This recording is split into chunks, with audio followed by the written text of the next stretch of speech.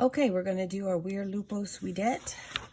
I have that. I have my junior high Latin help sheet. I have my book off to the side, so you should have those things ready. Okay, we're looking at sentences 1 and 2. So we're going to start with our verb, which usually is going to be the last word of our sentence. So it's Videt. And on this chart, if you're not familiar, you can use this.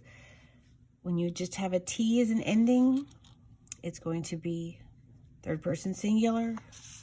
So we put third person singular, and that's present tense, this first section. Third person singular, usually we're going to have a subject with it. If you're not familiar with the word, you can always just look it up. So if I bring that over here, weary, masculine, it means man. When you have this form of the verb, noun,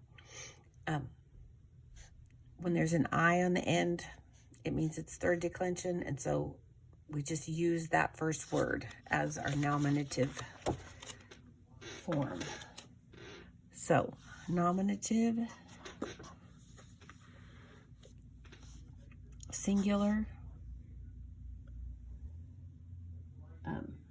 and masculine for our noun, we're. So that's our subject. The man sees, videt, videre means to see. And if he's seeing something, there's going to be a direct object that he sees. In this case, that's going to be an accusative case, lupos. So on our noun endings chart, the os is accusative, which would be our direct object. It's os, so it's going to be plural. And we know lupos is masculine, so we know we're using the correct chart. Lupos would be accusative, plural, masculine. Decan means 10. That word is just lumped in here because with numbers above 4, we don't need to decline them.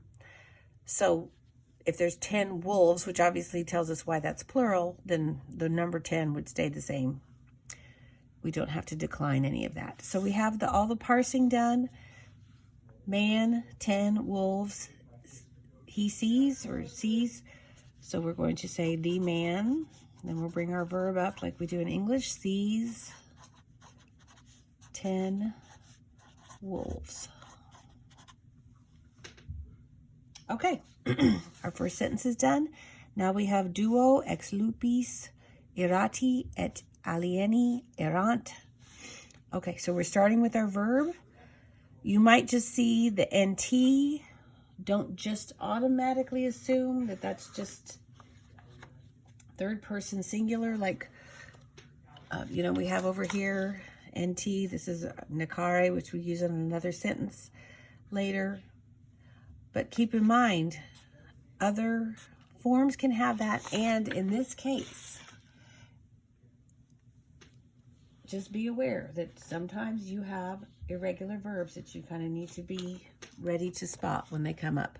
So in the back of your book reference chart, this is page 313, we have the irregular verb sum esse, which is to be, and our word is errant, and errant is the imperfect. So it's kind of like was being. You could just translate it as was. Either way would be fine, but I need to find that word. And this is third person, plural, the imperfect tense of the verb to be, sum. So let's write that down. It is third person, plural, imperfect. And as I was saying, because it's an irregular verb, there's no other way to know that than just to know it and to look at the chart if you don't know it. It's not an endings issue because it doesn't follow those rules. Okay, so we have, they were, basically is what this is saying. So we're expecting to see a plural subject. In this case, we have duo So we'd have to look at our chart for our numbers if you weren't sure exactly, to make sure that this was correct. Now, if you have two of something, obviously it's going to be plural. You can't have a singular if you have two of them. So there's only one chart for duo. So duo is nominative, masculine. It's going to be plural because it's talking about two things, not just one thing. So this is nominative, plural, and it's masculine because it's describing the wolves, which we're coming to here. The preposition X, when you come to a preposition, if you're not sure what to do, you need to look at your accusative, or I'm sorry, your preposition chart. This is the accusative chart. Over here is the ablative chart. These are page 5 and 6 in your book. So X, E, or X, depending on whether or not the next word starts with a vowel or a consonant, is going to be out of or from. And that is ablative, which is up at the top of the page. So I can recognize that. So I know this is going to be in the ablative case.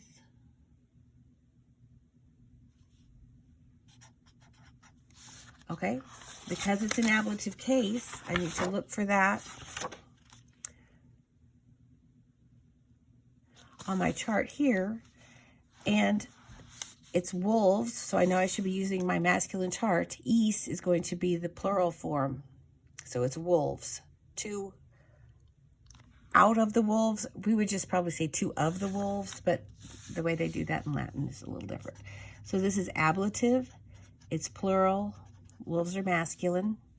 So two out of the wolves, or two of the wolves, either way, were, and then we have two adjectives here, but notice that they're in our nominative form. That's because they're not going to be genitive, like belonging to, because they're not nouns. So it's in the nominative form because they are predicate adjectives that describe the subject, describe the two of the wolves. So they're also in nominative case. It's kind of a matching thing in Latin. If you have a noun and a predicate adjective, they're going to match as well. So both of these should match exactly the same. You can see the endings are the same. Nominative, and there's plural in the plural column because they're describing the two of the wolves, and they're in the masculine because they're describing the wolves, which are masculine. So we have our parsing for that as well. Okay, so let's look at two out of the wolves. Angry, if you're not sure what hirati means, you might have to look it up. Angry and strange were being, however you wanted to translate that. So we'll put that in English order. Two, I'm just going to say of the wolves, two out of the wolves, but that's how we would say it. Two of the wolves were angry and strange. Angry and strange. Okay, that's sentence 1 and 2.